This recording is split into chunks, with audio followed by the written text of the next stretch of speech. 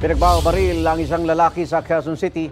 Posible raw na onsehan sa iligal na droga ang motibo sa krimen, ayon sa pulisya. May unang balita si James Agustin. Ilang beses nagpaputok ng baril ang isang motorcycle rider sa Barangay Salvacion sa Quezon City. Ang kanyang lalaking target, nakatakbo kahit may mga tama na ng bala. Habang yung biktima ay nakaupo sa kanyang electric bike, dumating yung suspect at minanmanan po siya at tinignan kung siya talaga yung target niya. At nang sigurado na yung suspect na siya na ngayon, umikot ang suspect at pinagbabaril tong biktima ng 9 na beses. Nagpapagaling pa ang 23 anyos na biktima na nagtamo ng 3 tama ng bala ng baril sa tagiliran. Sa follow-up operation ng pulisya sa Barangay Pasong Puti, naaresto ang 33 anyos sa suspect.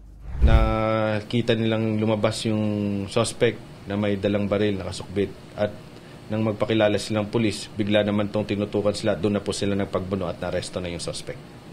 Nakuha sa suspect ang isang baril na kargado ng mga bala. Isinailalim ito sa ballistics examination para matukoy kung ito ang ginamit sa pamamaril sa biktima. Onsehan sa iligal na droga nakikita ng pulisya na motibo sa krimen. Sa investigasyon, lumalabas po ito na drug-related. Na-estapa po ng biktima yung may-ari ng droga. Hindi niya po ito nabayaran. Parami na po siyang utang. At inutusan yung suspect na patayin itong biktima. Ayon sa pulisya, dati nang nakasuhan ng suspect kaugnay sa child abuse, illegal na droga at pagpatay na patuloy na dinidinig ng korte ang kaso. Ngayon, naharap naman siya sa mga reklamong frustrated homicide, direct assault, resistance and disobedience to a person in authority, at paglabag sa Comprehensive Firearms and Ammunition Regulation Act. No-comment na lang po ako ron. Ito ang unang balita.